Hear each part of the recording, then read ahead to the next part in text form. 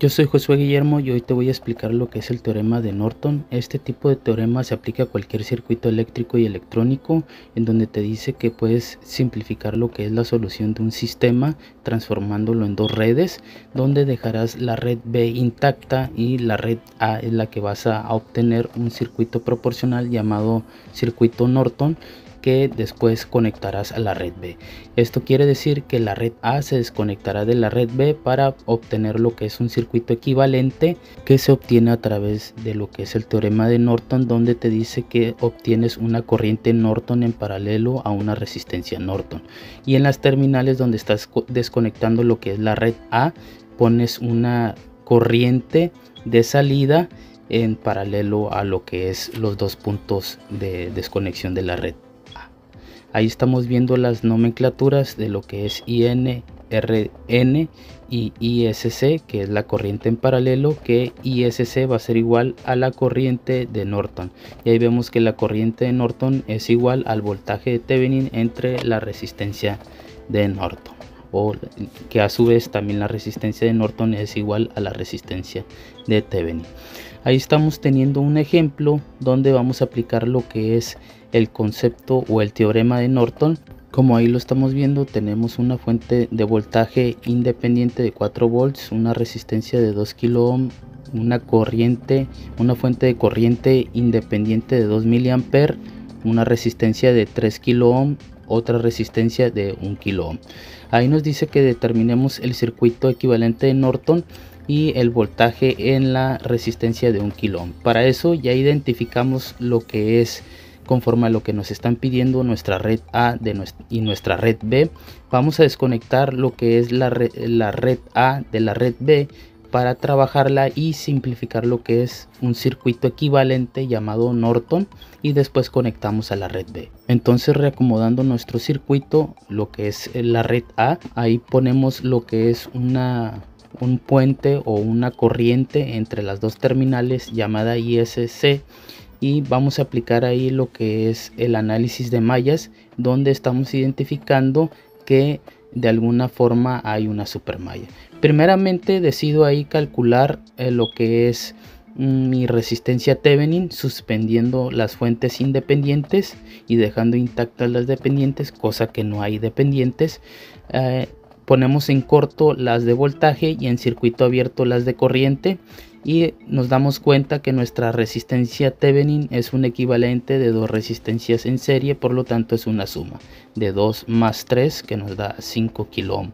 Ahí de alguna forma implementamos el método que les comentaba de mallas, donde nos damos cuenta que hay una fuente de corriente independiente, por lo que crea a partir de esas dos mallas una super malla, y realizamos el análisis. Ahí digo que la corriente Norton es igual a la corriente ISC, y esa corriente es igual, ahí en ese ejemplo en específico, es igual a la corriente de la malla 2. Analizamos la primera malla, menos 4 volt más 2 kilo ohm por la corriente I1. No puedo circular porque ahí hay una fuente de corriente independiente. Me paso a la malla 2 sumándola ahí mismo, más 3 kilo ohm por I2. Eso va a ser igual a 0. Simplifico las ecuaciones y obtengo una ecuación equivalente entre la malla 1 y la malla 2, ya que surgió una ecuación de esas dos mallas porque hay una fuente de corriente independiente ahí intersectando lo que es el análisis. Y después, para obtener la segunda ecuación, analizamos ese nodo donde digo que la corriente I2 está entrando al nodo y está saliendo la corriente de 2 miliamperes y la corriente I1. Entonces lo que sale es igual a lo que entra, y ahí decimos que I2 va a ser igual a 2 miliamperes más I1. Ya obtenemos la segunda ecuación. Ya tenemos dos ecuaciones con dos incógnitas. Aplicamos cualquier método. Ahí quise aplicar lo que es ahí encuentro un factor común para despejar los kilos y simplificar lo que es la ecuación, y trato de aplicar lo que es el método de sustitución, pero me doy cuenta que va a ser un poco más largo y mejor decido emplear el método de sumas y restas. Aquí cabe aclarar que ya es pura álgebra, tú puedes aplicar cualquier método, hasta incluso Kramer, Ahí ya me di cuenta que es más fácil el de sumas y restas, donde encuentras un factor y sumas y se van eliminando. Ahí el factor es 2, sumo y encuentro para I2 que va a ser igual a 8 milivolts entre 5 ohm, y eso nos va a dar 1.6 miliamperes.